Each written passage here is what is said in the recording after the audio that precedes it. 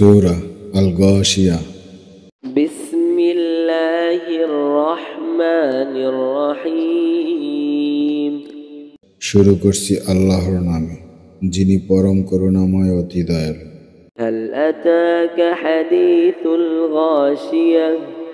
কিয়ামতের সংবাদ কি তোমার কাছে এসেছে? উজুহু ইয়াওমাইযিন খাশিআ। সেদিন বহু মুখমণ্ডল অবনত হবে।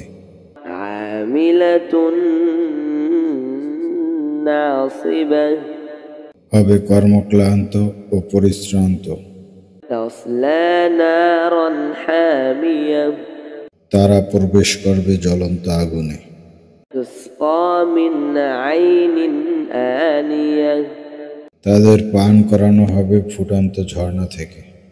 লাইসা লাহুম তাআমুন ইল্লা মিন দারি'।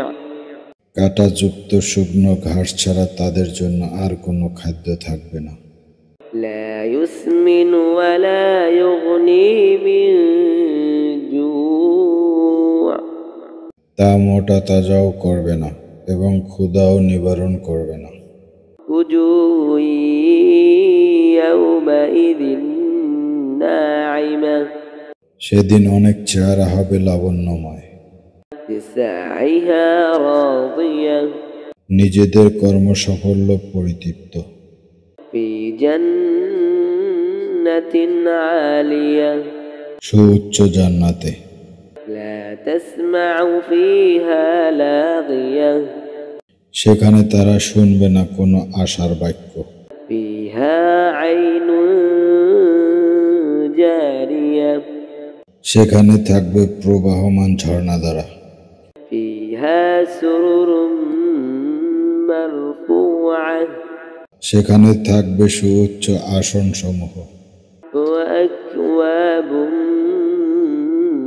মাওদুআ। এবং সুরক্ষিত পান পাত্র সমূহ।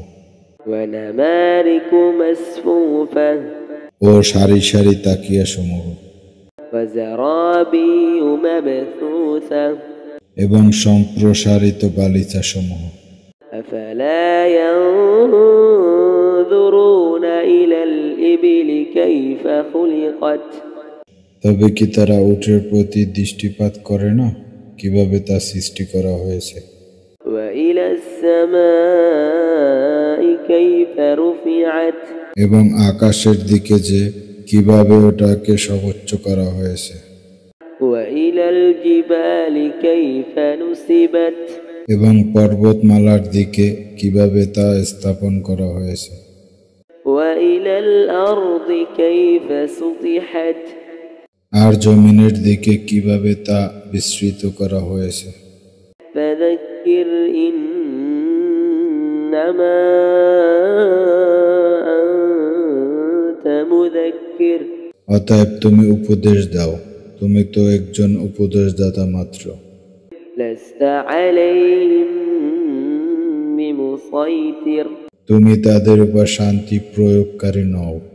ইল্লা মান তাওয়াল্লা ওয়া কাফার। তবে যে মুখ ফিরিয়ে নেয় এবং কুফরি করে। ফায়ুআযযিবুহুল্লাহুল আযাবাল আকবার। ফলে আল্লাহ তাকে কঠোর আযাব দেবেন। ইন্না ইলাইনা ইয়াবাহুম। নিশ্চয়ই আমারই নিকট তাদের প্রত্যাবর্তন। সুম্মা ইন্না আলাইনা হিসাবাহুম। অতঃপর নিশ্চয়ই তাদের হিসাব নিকাশ আমারই দায়িত্বে।